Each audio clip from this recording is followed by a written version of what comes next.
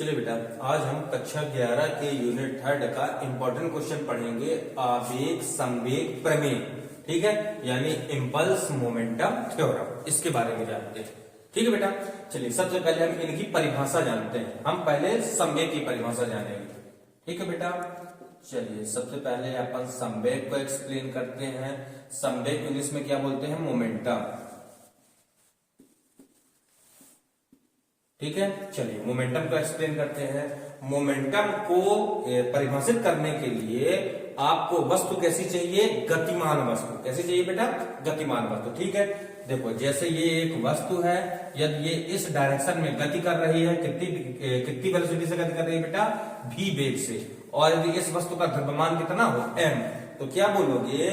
यदि कोई वस्तु किसी वेग से गतिमान है तो वस्तु के द्रव्यमान और वेग के गुणनफल को उस वस्तु का संवेग कहते हैं। इसे कैसे? इसे P से प्रदर्शित करते हैं। यानी P को एक्सप्लेन करना है इस फार्मूले के अकॉर्डिंग। P इक्वल क्या होता है बेटा? आपका m इंटू v। यहां पे समझिएगा, m क्या है? वस्तु का द्रव्यमान। v क्या है? वस्तु का वेग। अब यहां पे दिमाग चलाइएगा कि मतलब संवेग कब उत्पन्न होगा? जब कोई भी वस्तु गतिमान होगी, रेस्ट पोजीशन यानी विरामावस्था वाली वस्तु का संवेग शून्य होता है।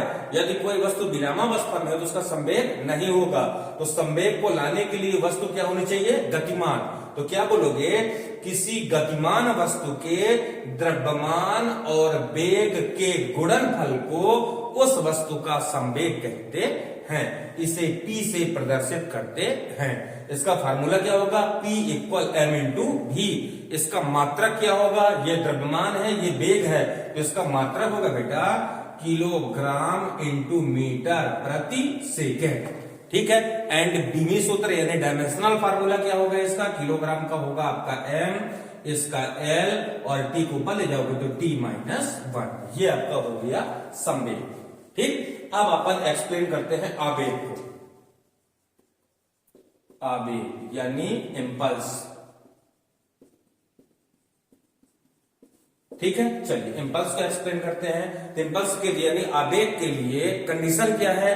किसी भी वस्तु पर, जैसे ये वस्तु है ना बेटा, किसी भी वस्तु पर अल्प समय तक बल लगाना है। अल्प समय यानी बहुत कम टाइम तक, यानी डेल्टी टाइम तक। ठीक है, यदि किसी वस्तु पर अल्प समय तक बल लगाया जाता है, क्या लगाना है? बल। एक वस्तु रखी है, बहुत कम समय तक उस पर क्या आरोपित बहुत कम समय तक उस पर क्या आरोपित करना है? बल। यदि किसी वस्तु पर अल्प समय तक बल लगाया जाता है तो बल और समयांतराल किसका किसका बेटा? जितना बल लगाए और जितने समय तक बल लगाए, यानी बल और समय अंतराल के गुणनफल को वस्तु का आवेग कहते हैं। इसे टाउ से प्रदर्शित करते हैं। ये आ गया बेटा आपका आवेग यानी इम्पल्स की परिभाषा। क्लियर? कंडीशन क्या है? आपको वस्तु पर क्या लगाना है? बल। लेकिन कैसे लगाना है? बहुत कम समय तक। जैसे किसी वस्तु पर अल्प समय तक बल लगाते हैं तो बल और समय अंतराल के गुणनफल को वस्तु का आवेग कहते हैं। इसे टाउ से प्रदर्शित करते हैं। इसका मात्रक क्या होगा? मात्रक इसी फार्मूले के अकॉर्डिंग बनाएंगे बेटा। इसका मात्रक होगा, ये आपका बल है और ये आपका टाइम है, तो बल का मात्रक क्या होता है? न्यूटन इंटू टाइम का मात्रक सेकेंड। इसका मात्रक क्या होगा? Newton into second. और बीमी सूत्र वेरी सिंपल है। न्यूटन का क्या होता है? बल का क्या होता है बेटा? mL t-2। और जब t का मल्टीप्लाई करेंगे तो इसका बीमी सूत्र भी सेम आ जाएगा, यानी mL t-1। ठीक है, यानी इम्पल्स यानी आवेग और संवेग दोनों के बीमी सूत्र आपस में क्या होते हैं? बराबर होते हैं। ये दोनों की परिभाषा क्लियर हो गई। ठीक है, अब जानते हैं अपन आवेग संवेग प्रमेय। तो आवेग संवेग प्रमेय को एक्सप्लेन करने के लिए केवल एक फार्मूले का इस्तेमाल करना है। क्या बोलोगे? इस प्रमेय के अनुसार, क्या बोलोगे बेटा?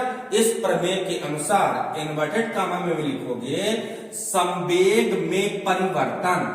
P क्या है? संवेग। डेल इंडिकेट कर रहा है परिवर्तन को, यानी संवेग में परिवर्तन उस वस्तु के आवेग, उस वस्तु के आवेग के बराबर होता है।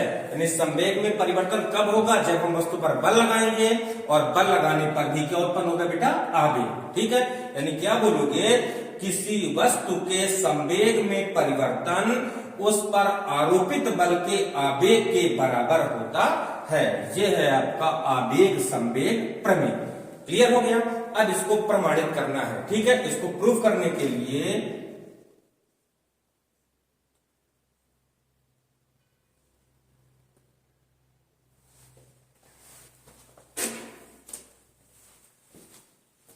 चलिए बेटा इसको प्रमाणित करना है।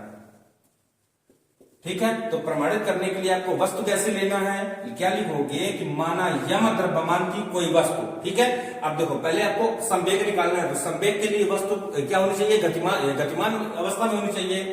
तो माना यम द्रव्यमान की कोई वस्तु प्रारंभिक वेग u से गतिमान है। ठीक है, उस पर कितना बल, उस पर यफ बल कितने समय तक, डेल टी समय तक, अल्प समय तक लगाना है। माना यम द्रव्यमान की कोई वस्तु प्रारंभिक वेग u से गतिमान है, उस पर यफ बल डेल टी समय तक लगाने से उसका वेग भी हो जाता है। ये थ्योरी में लिखना है। क्लियर? थ्योरी पर फिर रिपीट कर रहा हूं। माना यम द्रव्यमान की कोई वस्तु प्रारंभिक वेग u से गतिमान है, उस पर यफ बल डेल टी समय तक लगाने से उसका वेग भी हो जाता है। अतः अब उसका प्रारंभिक संवेग निकाल लें और अंतिम संवेग निकाल लें। तो प्रारंभिक संवेग P1 बराबर कितना होगा बेटा, mu, क्योंकि संवेग बराबर आपका होता है द्रव्यमान गुणे वेग। और अंतिम संवेग P2 बराबर कितना हो जाएगा आपका mv। दोनों संवेग मिल गए। जैसे दोनों संवेग मिल जाए तब आपको निकालना है संवेग में परिवर्तन। तो संवेग में परिवर्तन डेल P बराबर अंतिम संवेग माइनस प्रारंभिक संवेग यानी P2 माइनस P1। ठीक है, इन दोनों के मान प्लेस करना है। इसको समीकरण 1 मान लीजिएगा, इसको समीकरण 2 लिखेंगे। समीकरण 1 और 2 से मान भरिए बेटा। समीकरण 1 व 2 से जैसे मान भरेंगे अपन तो डेल P बराबर कितना हो जाएगा, mv माइनस mu। दोनों से कॉमन कितना है देखिए, डेल P बराबर m कॉमन निकाल लीजिए तो कितना बचेगा बेटा, v माइनस u। चलिए यहां तक किसी को डाउट? अब इसके बाद क्या करना है ध्यान दीजिएगा। इस समीकरण के राइट हैंड साइड पर डेल टी का गुणा भी करना है और डेल टी का भाग भी करना है। कैसे? देखिए पहले डेल टी का भाग करेंगे तो ये बटे हो गया डेल टी, और डेल टी का गुणा भी करेंगे तो ये हो गया बेटा आपका डेल टी। कोई डाउट? बैलेंस बराबर है, डेल टी का गुणा भी किए हैं, डेल टी का भाग भी किए हैं। अब यहाँ पे देखिए वेग में परिवर्तन बटे समय अंतराल किसके बराबर होता है? ठीक है बेटा, देखिए डेल टी का हमने गुणा भी किया, डेल टी का भाग भी किया, मतलब बैलेंस बराबर है। अब यहाँ पे ध्यान दीजिएगा v माइनस यू क्या है, वेग में परिवर्तन।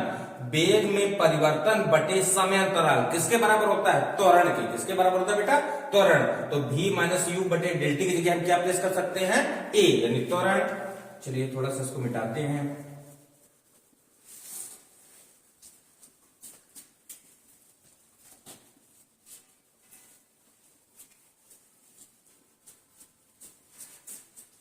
चलो बेटा थोड़ा सा और है। हाँ यहाँ पे ध्यान दीजिएगा, क्योंकि v माइनस यू बटे डेल टी यानी v माइनस यू बटे डेल टी बराबर वेग में परिवर्तन बटे समय अंतराल बराबर किसके होता है, a यानी त्वरण के। इसकी जगह a प्लेस करिए तो डेल p बराबर कितना है बेटा, यहाँ पे देखिए m और इसकी जगह a इंटू डेल टी।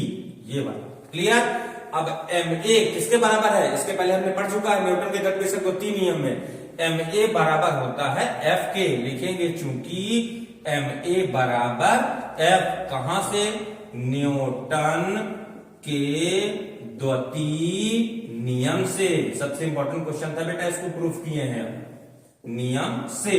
इसकी जगह अपन f प्लेस कर सकते हैं तो डेल p बराबर कितना आ गया आपका, f इंटू डेल टी। ठीक है, कोई डाउट? अभी अभी हमने इंपल्स की परिभाषा पढ़ा है आवेग की। तो आवेग की परिभाषा में क्या होता है, यदि किसी वस्तु पर अल्प समय तक बल लगाना है। ठीक है, कैसे बल लगाना बेटा, अल्प समय तक बल लगाना है तो बल और समय अंतराल के गुणनफल को ही हम क्या बोलते हैं, आवेग कहते हैं। तो F क्या है आपका, बल, डेल टी क्या है, समय अंतराल। तो बल और समय अंतराल का गुणनफल क्या कहलाता है, आवेग, यानी F इंटू डेल टी की जगह क्या प्लेस कर सकते हैं बेटा अपन, टाउ, यानी डेल टी बराबर टाउ। यही है आपका आवेग संवेग प्रमेय। बगल में लिख दीजिएगा, चूंकि F इंटू डेल टी बराबर टाउ। ठीक, ये आ गया बेटा आपका आवेग संवेग प्रमेय। यानी डेल टी क्या है? संवेग में परिवर्तन किसके बराबर होता है? आवेग के। ठीक, यही है आपका बेटा आपका आवेग संवेग प्रमेय।